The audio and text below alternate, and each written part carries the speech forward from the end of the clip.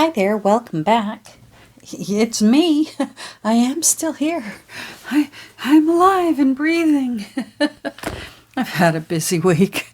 Oh my goodness, I swear every time I think that little puppy, she goes through growth spurts, and of course having her dental surgery and just a whole bunch.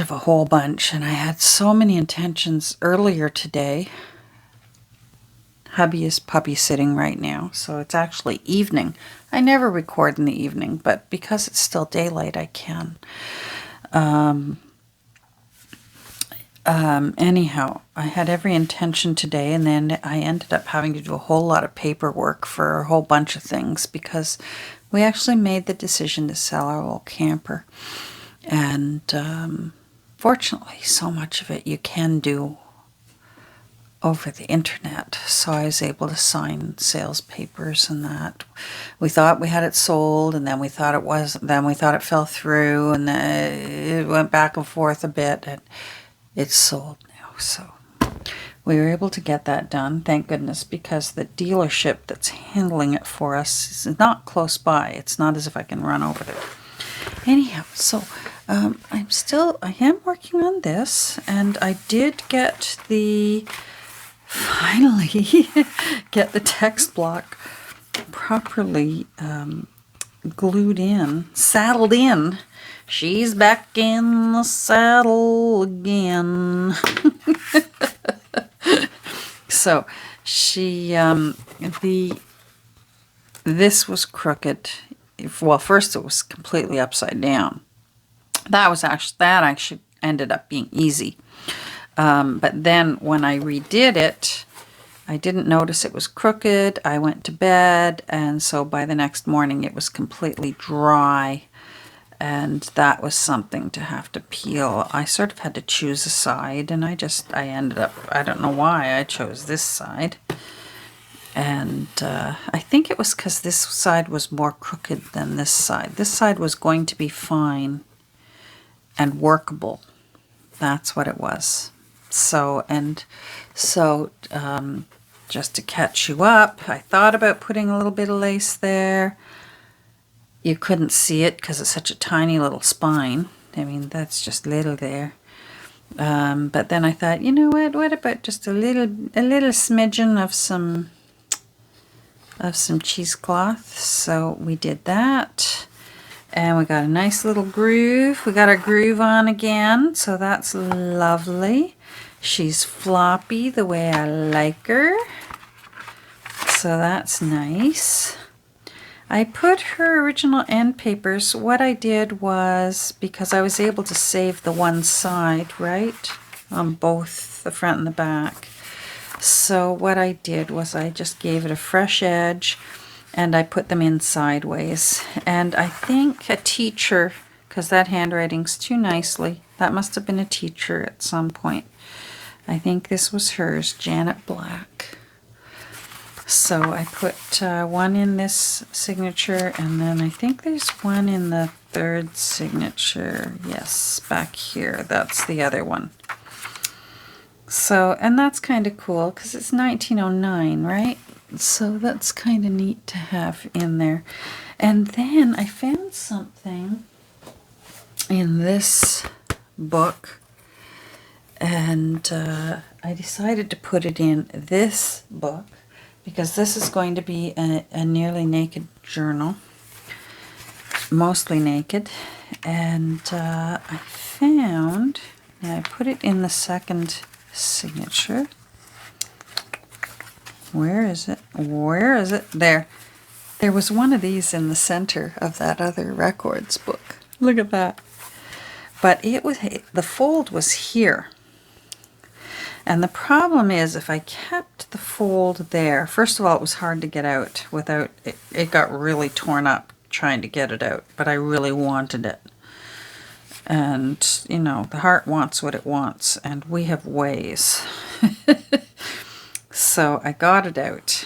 But if I refolded it there, this whole side would have stuck out too far, and I didn't want to have to fold that part of it. And I just love this as a center. You know, there she is looking so lovely. It's time to reserve your book now. So I almost wish like her name was there, like Edna or Irene or something. Irene says it's time to reorder. So I used some of my faux cellophane tape. So that's cellophane tape. You can get the shiny tape. I know here in Canada you can get the shiny tape at our Dollarama stores. And then I used alcohol ink to age it, and I just did it on both sides, and I think that looks really cool. And then I just made a new fold there, so she looks like she's got an important message to impart. Now I made an executive decision, and of course I changed my mind.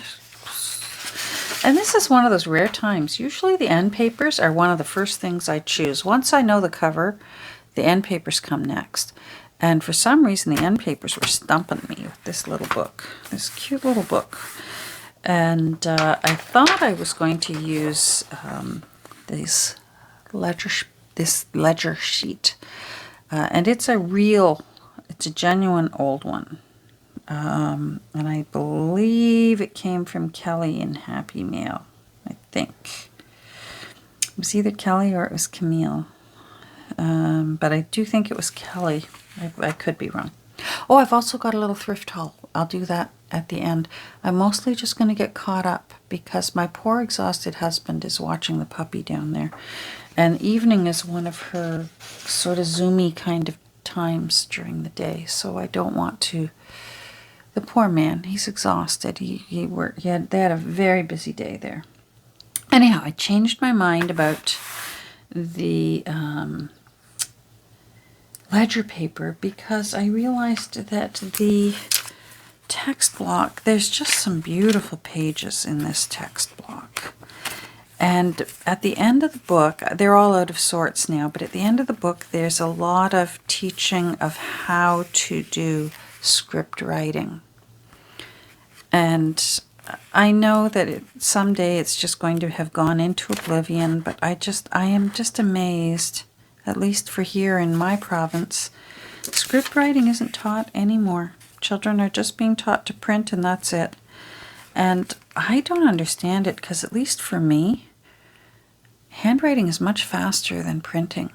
And I think of like by high school, and I did do a few exams for college courses that I took. If I had to print out a long essay answer to a question, I just can't imagine the efficiency of trying to print an essay answer to a question in an exam, like as an adult. I guess they'll get fast at it, I guess. Rather than script. Anyhow, I loved the script writing, and I just thought there's so many pretty pages in here, and I decided I'm going to use some of the pages to actually make end papers for this pretty old book. I mean pretty, and it's also old. But it also is pretty old. Anyhow, so I've already got it ready here. I was hoping to put it in while I had the camera going right now, but it's still a little damp and I want it thoroughly dry. So I think what I will do is I'm going to put it under a big book for the evening. I'm going to go to bed, and tomorrow morning I will put in, I'm just going to cut it down the center, and this will be the front end paper, and this will be the back end paper. And I'm definitely in a school textbook. There will be a library pocket going into this. So I remember it because it says here instructions for the teacher. So it says the teacher writes the sentences on the board. The pupils read silently and do the actions. And I can even remember, I think it was second grade where we started learning script writing. And as children, we would sit in our desks in rows. There wasn't sitting at group tables. And I'm not saying it's right or wrong, it's just my experience from second grade. And we would have to use our Peter pointer, and the teacher would draw a big word up on the blackboard like the, and we would have to draw it in the air with our finger, and letters like the letter A, and learn the right way that's the fastest way to do it. Just over and over in the air, and then we would do pages and pages of the letter A, and then pages and pages of the letter AB, and then pages and pages of the letter AC, and so on. And it was tedious, but by the end of the year, I would say most of us were, from what I could tell of all my friends, we could all write in script writing by the end of the year. I'll never know. I was a child, I guess. And there's always children who struggle. I know in classrooms they're teaching to the middle few. The ones who catch on quickly get bored and their minds will drift and they'll find something else to occupy themselves. And the poor little ones that are struggling and could use some extra help, classrooms, they'll often lose them. So we'll never know. I'm wandering off topic. Catherine, get back on topic. So these are going to be the end papers for the little Ontario Reader's Primer. Or is it primer? How do you pronounce it? Let me know down below. Do you say primer or primer? I was always raised that it's pronounced primer. But I've heard it pronounced both ways. I'm curious how you pronounce it. But to me, that's primer. Anyhow, so I will be doing that later. I've been toying with the idea of using some of the illustrations in here, but I'm afraid that I will go off and then it will slowly become decorated, and that was not my intention for this little book. This little book, I intended it to be mostly naked except for the few original pages that came out of the book, and I believe there's only 3 in it. And the front page I attached the way a color book plate is attached. So this is not a folio. It has been glued on right there. Let me hold it up so maybe you can see the edge. I use a little scallop cutter. I have a cutting board that cuts a special scallop edge, so I used that and glued it in that way. And just glued it on because that's where it says in the year 1909. So, an Act of Parliament of Canada. Oh my. So I'm very happy. There's the page out of that book that I looked high and low for, so that makes me happy as well. Oh, speaking of books, I got a new book. I found a new book. I got it on Etsy, but it turned out that the gentleman who was selling it lives in my town. What are the chances of that happening? So I messaged him and I said, you live in my town. I said, can I pick it up and we forget about the shipping? Because I wanted a new high school yearbook. I love the black and white photos to make tabs and things. And you know me, I especially love the photos of the people wearing glasses. They're just awesome. And he said, sure, absolutely, come on over. And if it had been nicer weather, I could have walked to his house. And he was a lovely gentleman. We actually sat on his porch and had a lovely visit. He's had his Etsy shop for years. He loves searching through yard sales. And he likes 50s and 60s stuff. So he had the one in his Etsy shop is still there because he actually said, I looked through it and it was nice and I was prepared to just buy that one. And he said, I have a few others in the house. I just haven't listed them yet. take a look and see if you'd prefer one of those. And I said, oh, that would be great. So he brought out a few more, because this is from a high school in Port Hope. The Port Hope is the town actually where my mom lived for the last 2 years of her life. Little town in on the shore of Lake Ontario. It's about 30 minutes, 20 minutes east of me. Beautiful little town. So this is from the high school in Port Hope. That must have been it. I bet it's still there. At Port Hope High School. Well, there you go. That makes sense for the name of it. So he brought out a few more editions of Port Hope Blue and White. And so this actually wasn't the one in his Etsy shop. I liked this one better because these pictures were a little bigger, and I thought they might give me a little more room to have some fun. So, so I picked this one, and I said, hey, since this one's not listed in your Etsy shop, and he was very happy to accommodate me, and I was able to accommodate him, and that way Etsy didn't have to be in on the deal, because he was fully prepared. He said, if you buy the one on Etsy, he said, you will need to pull out your phone, and he said, I do stand by my Etsy listings. And I had to admire his integrity to Etsy for that. Anyhow, but before we got to that point, he said, you know what, I have some more in the house. Hold on, I'll bring them out. And off he went back in the house, and out he comes with, I think, about 6 more high school yearbooks from my old high school. My high school from Toronto.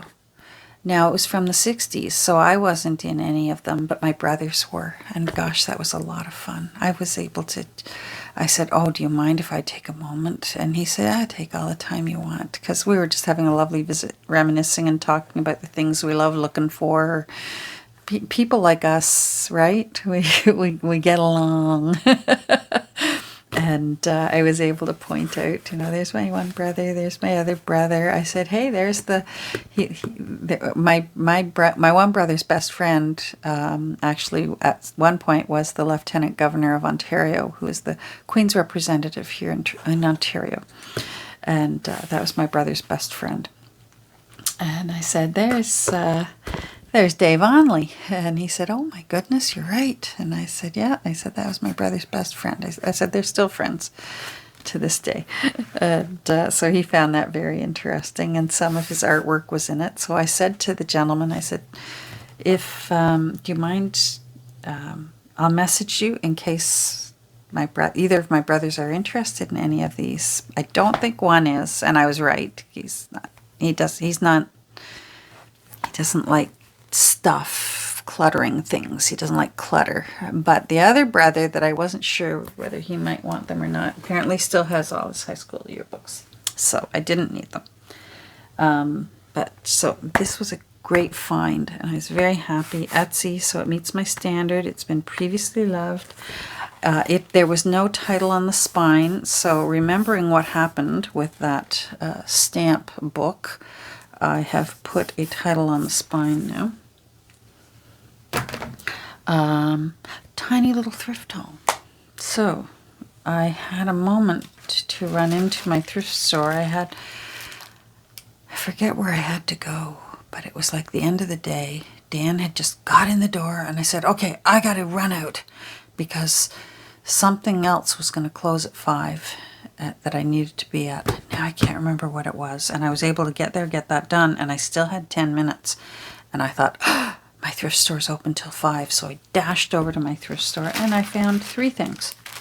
And so I found Shade Fringe. And boy, if this isn't vintage, I don't know what is. This kind of stuff, I have used it in the past. It can be nice. I have some gold that I used on a journal that I did that was all like castles and knights and and that sort of thing. And let's see. Oh yeah, that's very good. That's nice. And I can easily see using this along at least the opening and closing pages of even like a Christmas journal or a forest lore journal with that color. It's sort of an olive green. I hope the camera's picking that up.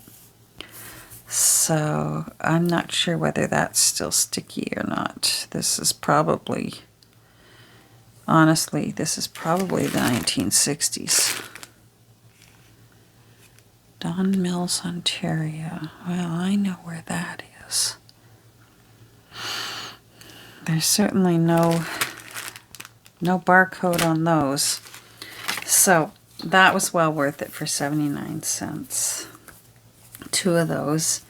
And then this was 79 as well. And just a little tiny, I love a thin ribbon. I like using them in so many places, on tags, on my Two Nanas bookmarks, woven through laces that have a little hole in them. And that's a nice soft green. It's not a neon green or a lime green. Again, I hope the camera's picking it up. It's a nice green. And trust me, I'm a green lover. It's probably my second favorite color. It's certainly my favorite color for decorating in my home. Red is my favorite color. But I recognize red needs, I think at least, in home decoration, red needs to just be that little pop of color somewhere where your eye goes, oh wow, look at that, that's red. But to have like a room painted red to that, oh no. But green, oh, I love a soft green room. Or my last few couches have been just a soft green. It just feels peaceful to me. And I am a lover of green, especially for my home. So that was it for sort of the tiny little thrift haul that I found. And now I need, oh wait, I had one more thing. So now the next part, those who are queasy, you're going to have to turn away because some people have asked to see Kirby's teeth, and Kirby is doing fantastic. Every once in a while I have to sit her down, we have to have a talk, and I have to say, now remember, you've had dental surgery. And then she'll try and play and bite and chew on things, and it's bad. So anyhow, I'm going to show you Kirby's teeth, but I know that some people, it can make them quite queasy. And my husband's one of those. He has not seen these teeth, and he will never see them.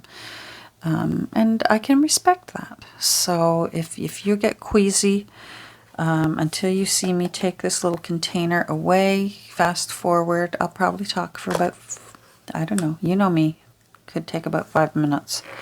Anyhow, I am amazed at how long these teeth are, how long the roots are. These things are incredible. So these were her little teeth that got pulled out. So this is what was sticking out, that part there. And that part there was down inside her jaw. That's how deep it went. And those little pointy things, oh my goodness, no wonder they hurt when puppies want to play bite and nip. Oh my goodness. So that's what got pulled out of her mouth. Now if you're like me and you're curious, I will explain for a moment how it works with dogs, because it's very different from humans. You know how with humans, those of us who are a parent and we've helped our children lose their teeth, or even if you remember losing your own teeth, and the tooth sort of dissolves from the bottom of the root up, and then the top part of the tooth pops off, and sometimes it's even kind of hollow inside. The dog's teeth don't dissolve that way, the puppy teeth. They dissolve from the sides in. So the root just gets thinner and thinner and thinner. So this root was getting thinner. It eventually probably would have come out, but it was taking too long, and this pointy part was going to start piercing her palette soon. So that's why it had to come out. It was sticking up and going to be very painful eventually, quite soon.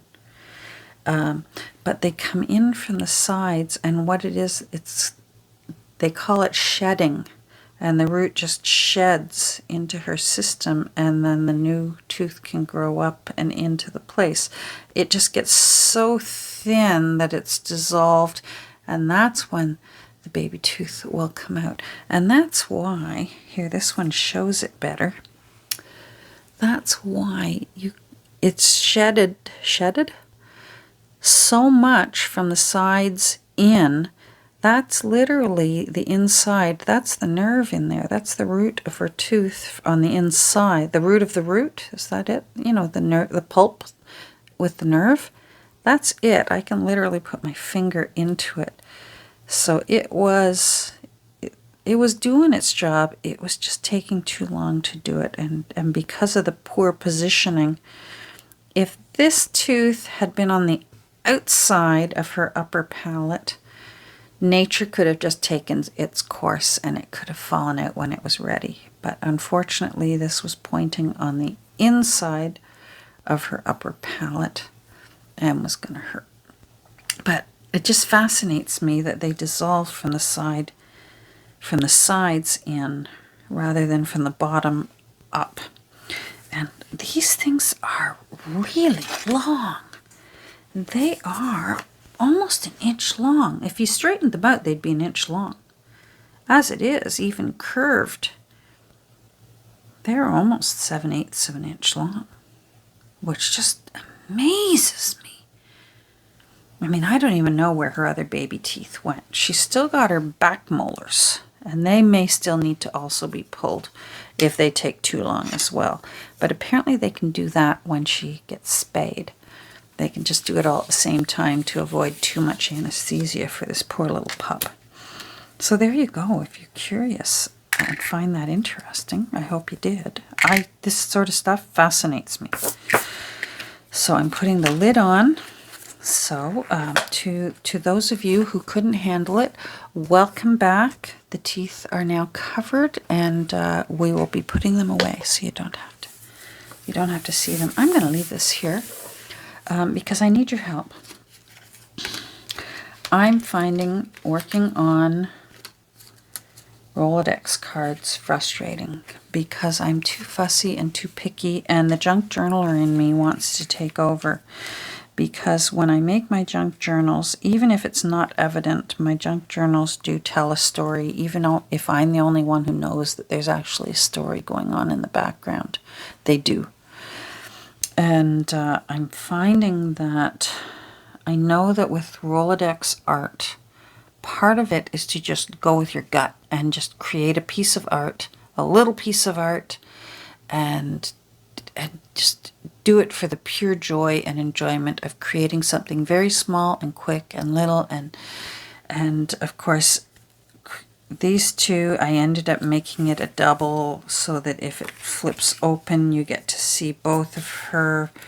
And, he's looking up at her, and she's got her shopping list, and there's a little advertisement for a store, and he's hoping that, she looks like quite a catch, admit one, so I made a tuck spot. And these two cards took me way too long. So if you know of anyone who actually has a list of, pardon me, suggestions, you know how you can get prompts? And I know some people make prompts, like for when you do the December dailies and that. Otherwise, I think I'm going to have to make my own list of prompts, because I thought it would be good for me to get some Rolodex cards ready to go, so that when I'm ready to start organizing a junk journaler's Rolodex exchange, I'll be ready to go. And at this rate, I'm not going to be ready to go for 2 years because I'm overthinking it. And I know that I need something that says, okay, today's color is turquoise, and you must use something with tissue, and it must have, I don't know, hand sewing in it. Then with that, I would know, okay, I got to do this, this, and this, and then maybe turn the timer on. I think that's what I need to do with myself, because although this was enjoyable, in a way it wasn't, because I was spending so much time trying to tell my story, which now I've got here. There's a whole story in this. And anyhow, I hope that makes sense. If you have some suggestions for me, if you could please, again, please let me know in the comments. Or if you know, I tried to look up lists, and it kept sending me, Google kept sending me over to Pinterest.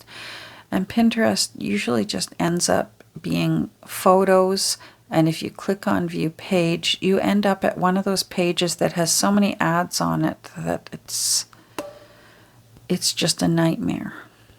So I have not had any luck finding a page that maybe has a printable list of Rolodex prompts, if that makes sense. I hope this makes sense.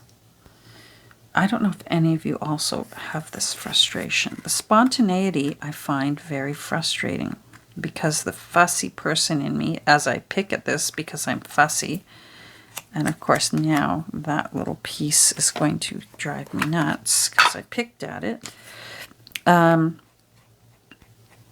I find spontaneity very hard, probably mostly in all aspects of my life.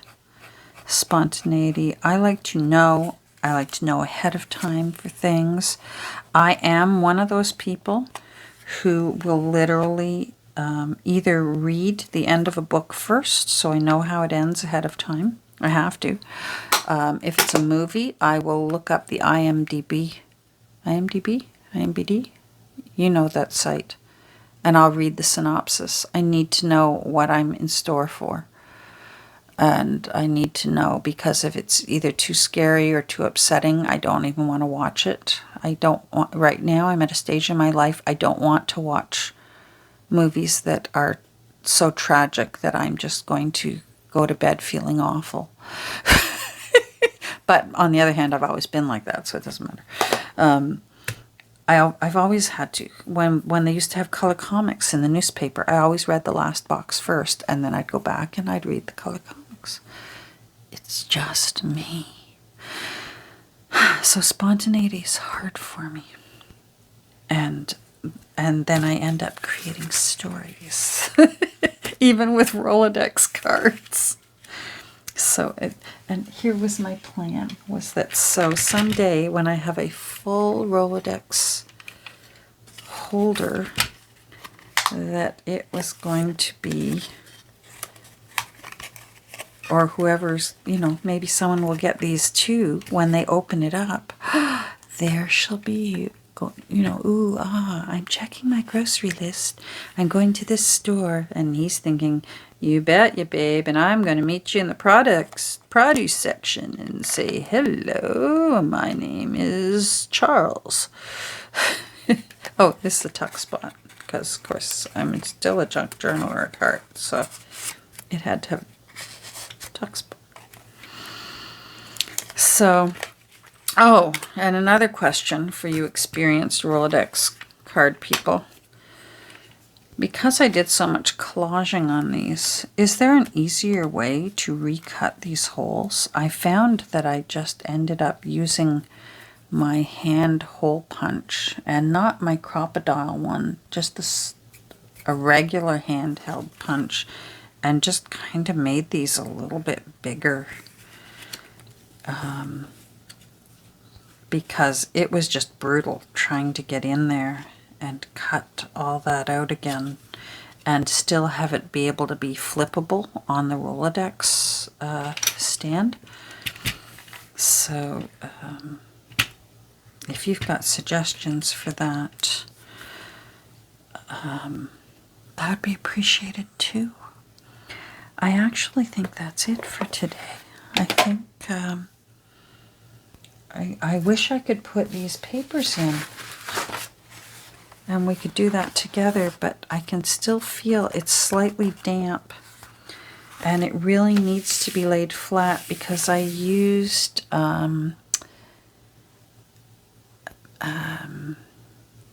acrylic medium gel to glue it down, and I can still feel that it's damp, and I like my end papers nice and smooth, and I'm afraid if I try and glue them in while I can still feel that this is damp, that there's a chance of buckling. So this is going to, I'm losing light here. It's 5 to 8 at night. So this is going to go back under a book for the night, and I will work on it tomorrow. And there we go, like that.